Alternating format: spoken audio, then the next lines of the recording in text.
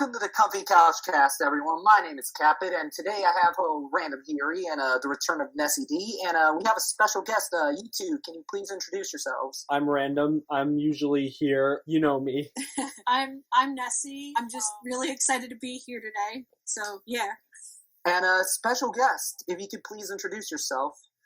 Yes, and of course. My name is Charles Zembillas, and I'm the special guest. So what else can I throw out there about me? Do you want to hear like my background, or will that come out in the interview? I guess for some of the people who are listening to this, can you tell them what you've done in the past? I'm primarily a character designer in animation. I'm also an educator. I've done a whole bunch of projects for a very long time. I have the Animation Academy in Burbank.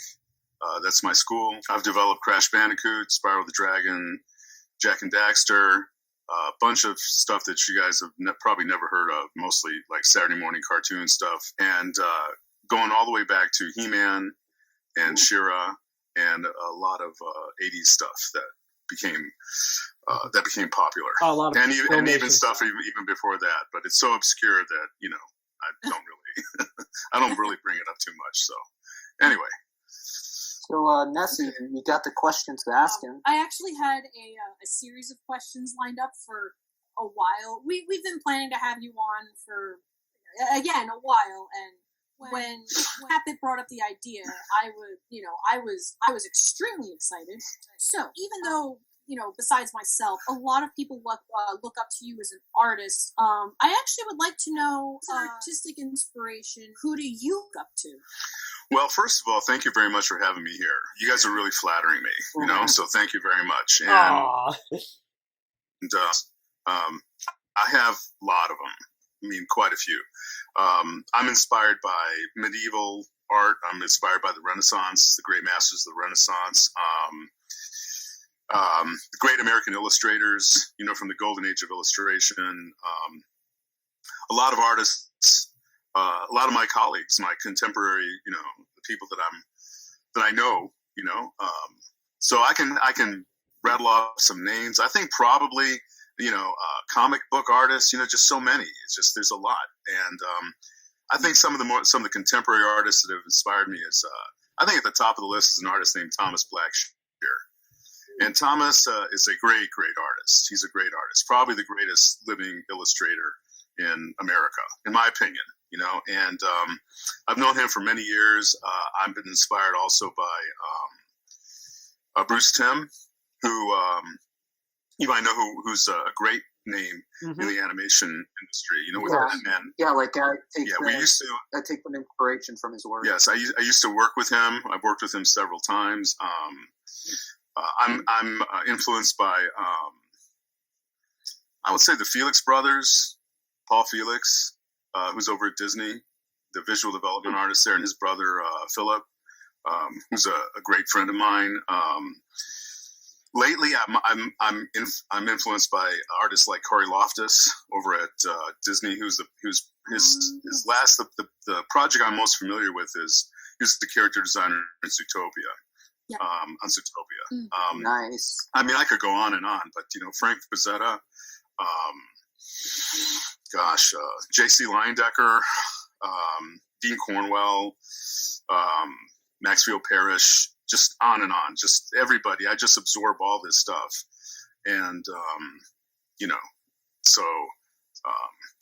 I've been Leonardo da Vinci. There's a lot of he's fascinating.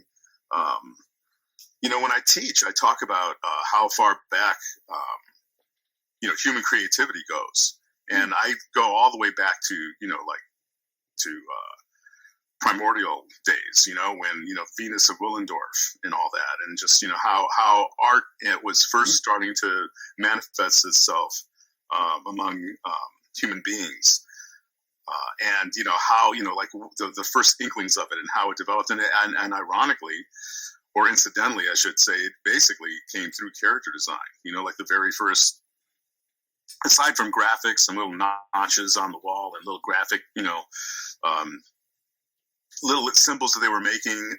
The first real art that was being done was just characters that these that Homo sapiens are making with from their imagination.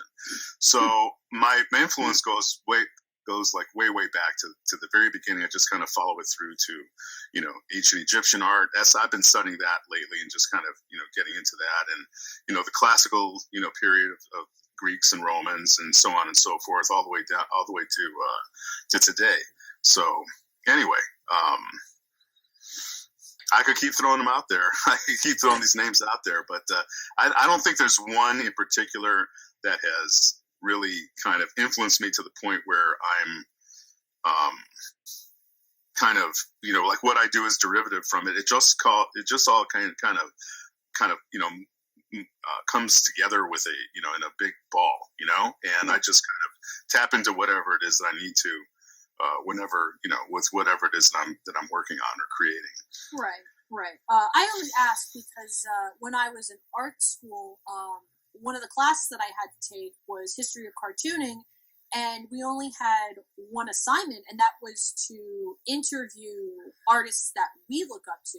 And one of, if not the biggest question was who were their art inspirations. So, because there's a book that I have called Steal Like an Artist, and it specifically mentions that, and I quote, good artists copy, but great artists steal. And what they mean by that is more or less what all the professionals do. They take stuff not just from one specific artist, but from multiple different artists that they like, and shape it and morph it into their own thing.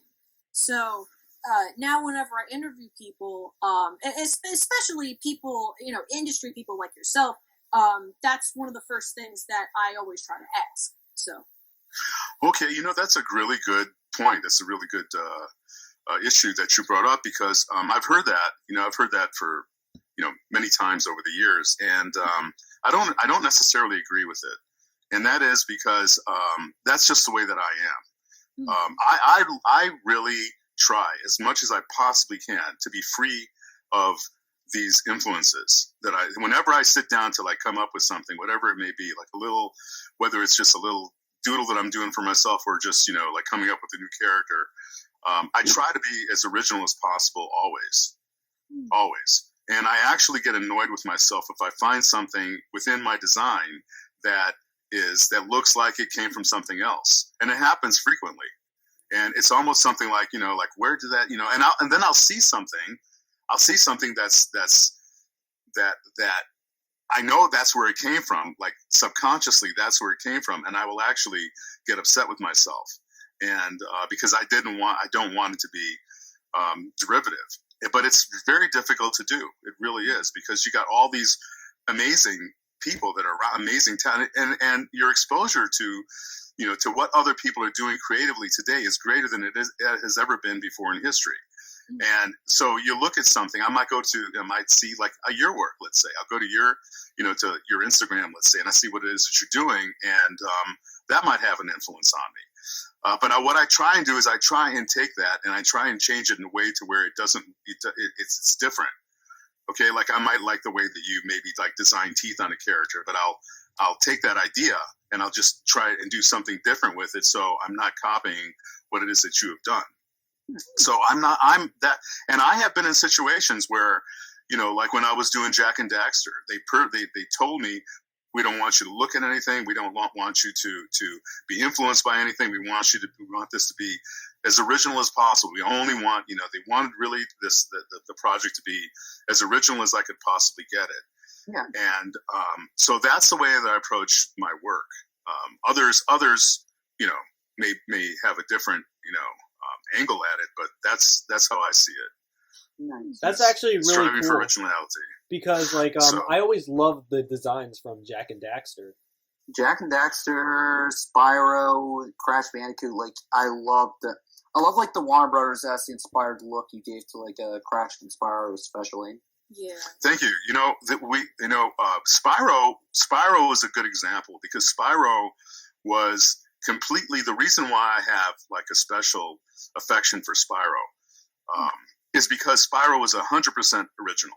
I had. In other words, nobody. A lot of times, like when I was working on Crash, or when I'm working on, whatever project you're involved with, normally people would come to you, whether they're supervisors or directors or producers or whoever. They come. They will throw in their opinion on, or they'll give you a direction, like change it, make it look like this, do this, do this, do this. We like this, we don't like this. So they get involved and they kind of like, get you to go in the direction they want. They see it, that the way that they see it. But with Spyro, I didn't get any of that. Spyro was entirely. It was entirely. I was throwing out. How about this? How about this? How about this? How about this? And finally, we kind of came to the conclusion of making the character. Making it a cute little dragon. Yeah. And by the middle of the second day, I had Spyro. I had nailed him by the middle of the second day. So the character came very quickly, and it was original. I didn't look at anything else. I wasn't thinking of anything else. I wasn't trying to like pull something from here, and I actually try to resist that whenever I sit down to do something. So that's what made Spyro unique. And Jack and Daxter took such a crazy path, like going from here to there, just all these different, just all over the place, as far as like coming up with the main character. And normally what happens is, that's a good example of, okay, we'll take this from here, we'll take this from here, we'll take the foot wrappings from this design, and like the shoulder harness from this design, so on and so forth. And they'll come up, and then they gave it the Dragon Ball Z hairdo on track, which was not what I did. That was them. And that's what I'm talking about. There's no way, if I was supervising that project, there was no way that I would have agreed to that, because it was just, this is obviously derivative. So that's a really good example of why I tried to, because by Jack, to the second version of Jack and Dax, where he had his hair down, flowing, going, like all the way down along his back. That's what I originally had for him. So they went to my version of Jack by the second game. Okay, and I guess they must have learned their lesson from the first one or something. I don't know, but I just didn't get into it. I wasn't into it at all. It was just, that's Dragon Ball Z. Why are you putting it there? Just, I thought you guys wanted original stuff. So anyway, that's the way it happens in this business, though. That's what happens. So sometimes, it all depends on the situation, the people that you're working with. Yeah. Hey Charles, I have a quick question. Sure. When you were designing Crash and Spyro, even Jack and Daxter, were there other artists that submitted designs but didn't make it through? For Crash, I found this later on that Butch Hartman was involved early on, and he had submitted some designs. I guess they weren't accepted, and I saw them later. I don't know how much later, but it's like maybe recently. I didn't even realize that he was with it. He was involved with it at all. And my I have a close friend, Joe Pearson, who was really like the main creative force behind Crash. And he was coming up with these ideas, and I was coming up with concepts, and he was coming up with concepts, and he was nailing what he kind of right off the start, he kind of nailed what they were trying to go for. And I was experimenting more. I was kind of looking for different, I go in a variety of different directions, and then I'll hone in on something once I start getting people's response. But Joe seemed to hit that character. What he did, they responded to really very quickly, right off the bat. So I had to adapt to the direction that Joe was going in.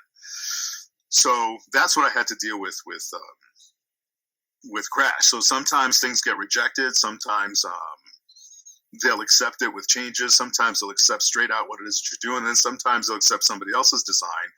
And it's up to you to make it work, because Joe isn't necessarily a character designer, although he can design characters, but he's not necessarily a character designer in the sense of designing a character that can adapt to the animated medium, to an animated medium. Yeah. He's mostly background and layout and writing and producing and all that kind of thing. But my job with Crash became make this design work. make it function, make it work, make it animatable, and give the character, a personality. Make him, who is this character and how does he behave? How does he move? Like what does he look like when he's angry, when he's happy, when he's sad, whatever. And that was my I would say my primary contribution to Crash, and then just taking that and just kind of like adapting, like getting that character, getting a model of that character, and then making sure that whenever that character is drawn or whatever, that the character stays on model. Yeah, because I want to say one thing with Crash Bandicoot, the way you designed him, he feels so unique, and it's comparing your design to Butch Hartman's, Butch's design kind of feels like one of those crappy Sonic the Hedgehog ripoffs you saw. The last one I saw, it looked like a ball. Yeah, he looked like one of those awful Sonic the Hedgehog ripoffs that were prominent in the '90s. But with you, you made such a unique unique looking design. It felt like his own mascot. It's I would say how would you feel knowing that Crash Bandicoot and Spyro, these characters you create are people see them on the levels of Super Mario and Sonic, big video game idols and such. Regarding Butch, there is I can see some influences there, but ironically, I was designing my version of Crash when it was Willy the Wombat at the beginning. I was designing my version of Willy, very similar to his. I just wasn't putting sneakers on him or anything like that. It was like I was going in the same direction. He was kind of like a round, little round ball kind of, just a squat round character. So it's surprising when I saw what he was doing, because we seemed to be kind of going in the same general direction at the beginning. But I wasn't trying to pull these other things into it. I was really trying to keep Crash or Willy. As I said, I was trying to find something that was different and unique. As far as the popularity of the characters are concerned, I knew that they wanted to do something. They were very ambitious with Crash, but I didn't see it. I didn't see it at that time. I didn't really. I didn't see it, and I couldn't have known that 25 years later, that these characters would be more popular today than they were back when they first came out. So you don't know, you really don't know, because there have been projects I've worked on that I thought were just going to be, nobody's going to watch this, and I learned a big lesson over and over and over. I learned this lesson, you just don't know. You can't really say whether something is going to be successful or not, and how long it's going to be going on, all that.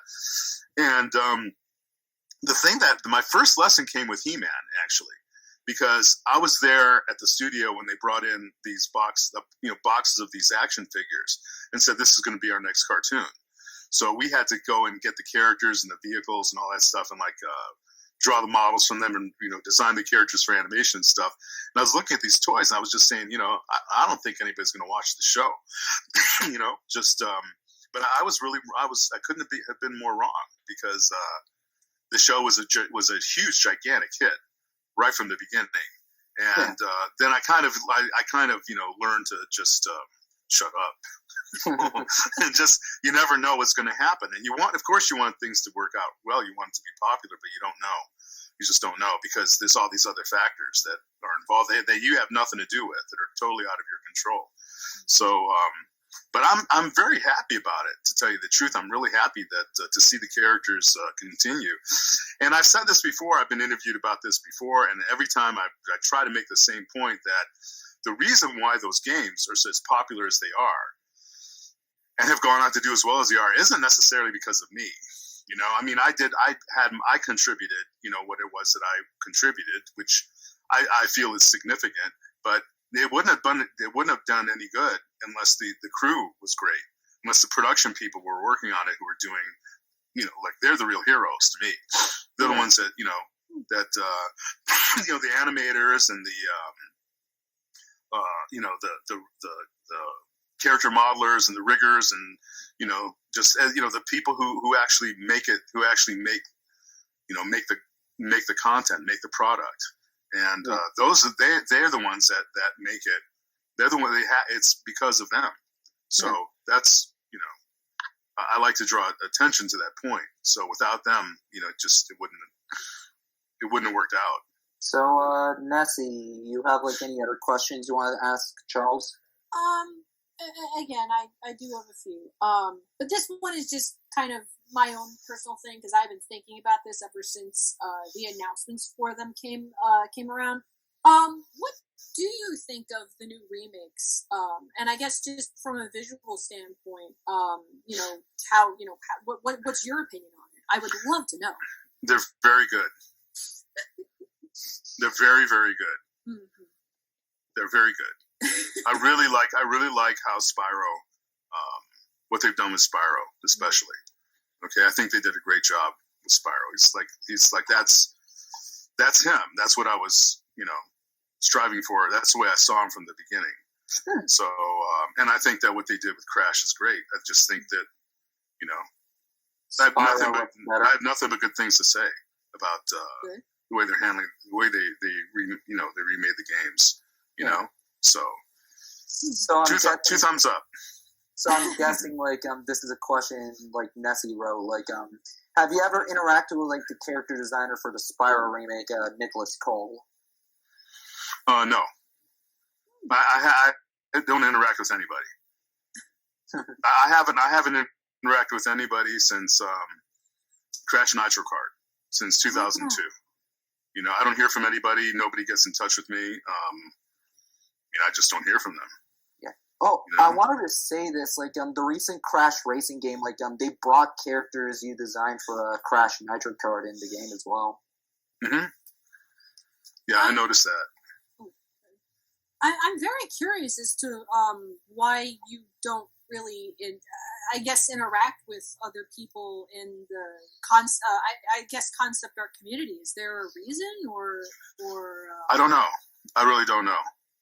It could be because of I don't know, things I've said publicly. It could be because I had a falling out, with some people. It could be for that. It could be, who knows? I mean, really. It's just, things just get weird sometimes, and I don't understand why. I just kind of let it go. I don't really spend a lot of time thinking about it. But, I wish I had an answer. But I don't want to get into it too much because I really don't want it to get negative. Yeah, no. And I have really strong opinions about things. I have very strong opinions about, the direction of, the entertainment industry and Hollywood and the direction of things and all that stuff. And I was leading I don't know if this had anything to do with it, but I was a real firebrand some years ago because I was leading a reform movement in the animation industry on behalf of artists. And I think that I was so outspoken and what I was saying was so dynamic and to the point that it may have gotten to the point where maybe, I don't know for sure, but maybe I was seen as, I don't know, like a dangerous person or something. I don't know, but I just, I don't have an answer for it. It's really unfortunate. It's very unfortunate because,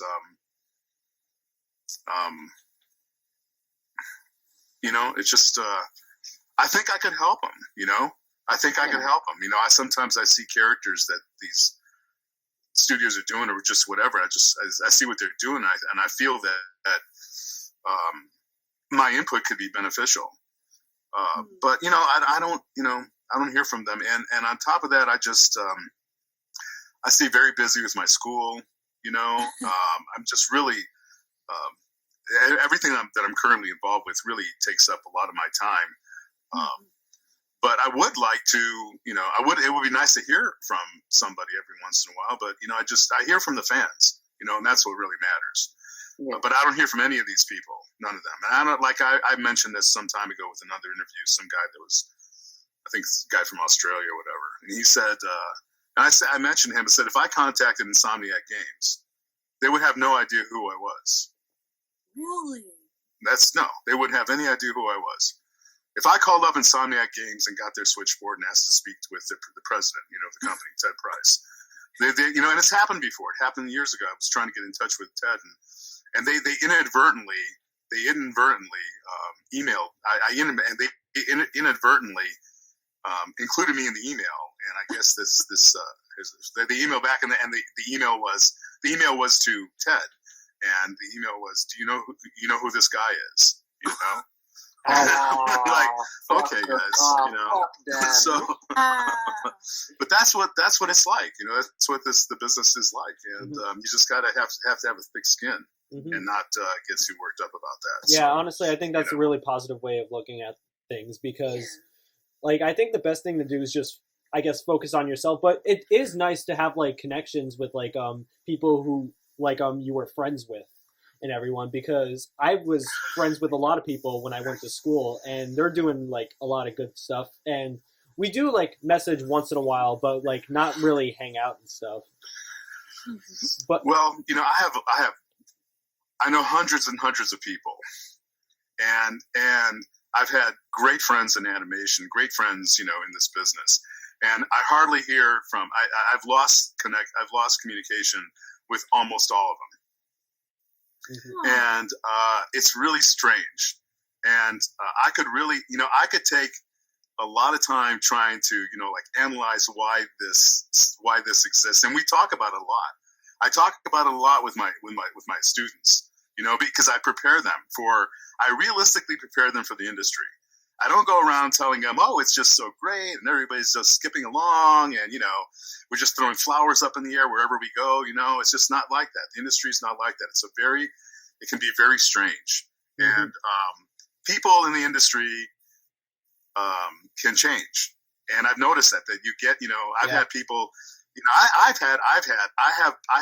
brought so many people into the industry that I've lost count. I have no idea, how many people got into the animation industry by virtue of knowing me or taking classes with me, or, I hired them when they were first starting out and stuff. And of course, I do stay in touch with, I do periodically hear back from some really solid friendships that I've got. But, nobody acknowledges that. Nobody acknowledges that, I hear there are people that are working at this industry at the absolute highest level. It would not have been possible for them to get there unless they were involved with me at some point. And it's mostly just because of the training that they get. Then I'll see interviews with them on television because they become famous. Or they'll be talking they'll be giving an interview about, at some sort of venue like Comic-Con or CTN or something like that. And they'll be talking about their education. And they'll be talking about, the college that they went to, the degree granting school, because a lot of times I get students with bachelor's degrees or whatever, and they're not ready, so they come over here and I help them to get to a point where they can realistically approach the industry in a professional manner with their skills. And they make no mention of me. They make no mention of my school. There are artists that I worked with. They started, and I would see that they were exceptional as children. Their parents were really anxious to get them in here. And I started working with them at 11 years old. And this one guy, became great artist. And I went to him, and he was about to get his big break and stuff and all that. And I was, this is years later, because a lot of these kids grow up with me. So I go to him and I just said, don't forget about the school. I know you are. I know you're going to forget it. You're going to go. You're going to get into the industry. You're going to be famous, and you're going to pretend it's going to be like we never existed to you. And sure, no, Charles, never forget the academy, all that kind of stuff. And guess what? It happens all the time, and it's this weird thing, and I don't understand why. And I keep saying to myself, maybe if I charge you $30,000 or $40,000 to come here, you guys would remember, but I offer affordable classes to my students because a lot of my students, they're like, kids from like single moms and people who are working really, they don't have a lot of money, so I just really try to work with them as much as I can. Yeah. And I get a lot of love. I get a lot of love from people, but it's just this weird thing about and it's almost everybody. It's almost all from the studio-based artists. It's almost all from the studio-based artists. So there's something within the I don't know, just something within that system, that community that affects people, and they start to. I feel that you get into a studio and you start to see things. Your view of things has changed. It does. Your view of yourself changes. Your view of the world changes. I've had people who create this mythology about themselves that's not true. Like people go out and say, they make a big issue. They market themselves as being self-taught. And I'm going like, well, how can you be self-taught when you paid me to teach you? What am I going to do if I'm sitting there on a panel, whatever, I'm looking at you and you're sitting there telling everybody that I'm self-taught, and I'm looking right at you and said, you were taking classes from me for a long time, man, So it's a strange thing, guys. So I didn't mean to dwell on that for so long, but it's just, it's an enigma that I haven't been able to figure out yet. Yeah, no, it's perfectly. I definitely commend you for making your classes so affordable.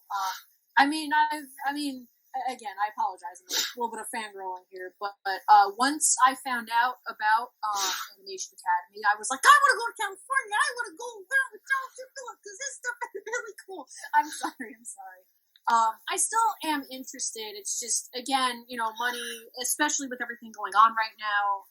Again, it's really tight, but just the fact that you're offering to, I believe, if I remember correctly, you still have that like Patreon tier where if you pay X amount of money, then it's like a private thing or something of that nature. But I'm changing all that. I'm changing all that.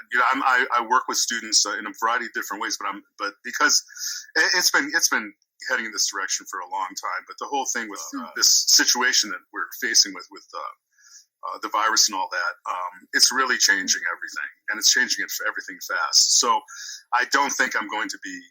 I'm winding down my face-to-face classes, the on-site classes, and I'm going into basically 100% online.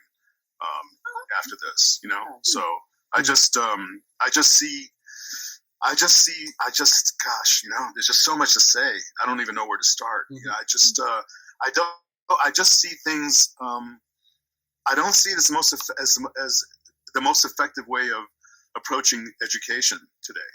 I don't see it as being necessary. I don't see it as being, and everything that goes along with it. The overhead, cleaning up afterwards, dealing with all the, everybody's got, some people might have issues, some personal issues, and you're trying to help them out with their life and all that stuff and everything. It just really becomes, it just becomes something different. And I feel I'm a better teacher online. I can communicate better, and I'm not dealing with all these distractions that you might have in a face-to-face class. In a face-to-face class, you can see what everybody else is doing, so you're exposed to what other people are doing, creatively, and that's very helpful. But I'm more effective online, and everything that I'm planning for in the future, as far as what I do educationally, is going to be online from now on in the near term future. All right. Anyway, Did I answer your question? I guess doesn't matter. I guess we got a couple questions left before we go. I was gonna say you already answered 3 of them in just that one answer. I did want to also ask though, to make it a little bit more positive. I know you have a book published. As far as I'm aware, it's out of print. I don't know if it's still being printed or not. But have you ever considered making like another one, or maybe a revised version? Or again, I apologize if this sounds very odd, but I would. No, it's fine. It's not odd at all. I would love to pick your brain and just be like, how did he do this? Where did he get that from? And the more I have, the more I could study. Again, you are like one of my original art inspirations. So, and again, I would love to pick your brain and just see, again, not what makes you tick, but what what makes your art very distinct. Yeah, what? Why I Yeah, was like, asked about. Well, first of all, it's hard for me to look at my art the way the other people do. I just, I don't understand. I when I hear back from what you're saying, it helps me understand it because I don't know if it's distinct or not. I just kind of just do it and try. And it all goes back to trying to be original all the time. As far as the book is concerned, I sold about half of them, and then I stopped. I just wanted to hold on to the rest of the inventory because at that time I was getting too busy. I just couldn't deal with it with everything that was going on at one time. I didn't have the assistance that I needed at that to make it work. So I just held on to the books. I still have quite a few, and I'm saving them for it's like for a Kickstarter campaign or something like that, But I went to Amazon, fairly recently to see what's going on, and I found my book there. And it's like these book collectors are selling it, and I think the highest one that I saw was almost $200. Wow, really? And most of them are going, most of them are going for like $99, $95, and the used ones were going for $35. And I think I originally sold it for $40. But I make it available to my students. Every once in a while, I'll have, I actually have two books. I did like an ashcan book of some of my. There's a technique of drawing like freeform drawing that I encourage my students to do, where you take like a non-erasable medium, like a black line pen or a ballpoint pen or something. You draw straight ahead without the possibility of erasing. And I put together a small book about that. And I actually did an inventory recently about how many books I have in progress right now. And I've got 7 books in progress. So I've got a bunch of them. I got my character design book that I'm trying to get ready. A lot of stuff, but the school keeps me so busy that it's impossible, for me to get to it. And that's a word that I don't like to use. But I think where I'm at right now, by just making this change, I think it'll help. But I have some books. If you want to contact me, privately, I'll be happy to send you one, Yes, so, I would love to have one. But that book was a real landmark book because what happened was I opened up, every time I did a class demonstration, I would take that demo and I would put it in a filing cabinet, in a drawer in a filing cabinet. And one day I opened it up and I didn't have any more room in that filing cabinet. I said, man, look at all this stuff. I had no idea I'd done so much, And so I started scanning it. And I realized that I had a book. I had enough to put together a book. And I did. And I did it in a kind of a very unconventional way. I didn't go to a publisher. I just did it myself. And I just did it in Photoshop. Most people use InDesign. And I just didn't know it. And I didn't really have any fun. I said, well, this can do it. So I went to Photoshop and I didn't want to send the book. I wanted to print the book in America. And this was in 2008. And I didn't, everybody else was sending it to China, and I just had this real problem with sending it to China. I said, doesn't make sense. I don't want to send it to China. I don't want to send it. I want the book to be printed here. So I looked around. I found a printer in St. Louis, and the price that they quoted me was comparable to China. And I got the book printed, and I didn't spend any money on it. I just the way I financed it was I was able to get very, very low interest loans off my credit cards, and I was able to just I get like 0% interest for the first year, that kind of thing. You pay like a small transaction fee, like maybe 2 or 3%, and that's the way that I did it. And I financed it that way. And then when I was still making payments, like a year came up, I did the same thing with another credit card. And I shifted that balance over, and that's how I eventually paid it off. So it was just really, I never really, I didn't have to go looking for money. I didn't have to go looking for a publisher, and I encourage, and I use that as an example to my students, like, guys, you don't need the system. You don't need that. You don't need publishers. You don't need all these other, you know, all these other entities to come around with their magic wand and tap you on the head and say, okay, you can do this, you know, we give you permission. Mm-hmm. So that's how I did it. Nice. I don't know. Maybe I did. I don't know if you guys intended me to go into that much detail with it, but no, the more detail, the better. Okay. Yeah. Okay. I guess I could say like we finally learned what makes the Bandicoot tick.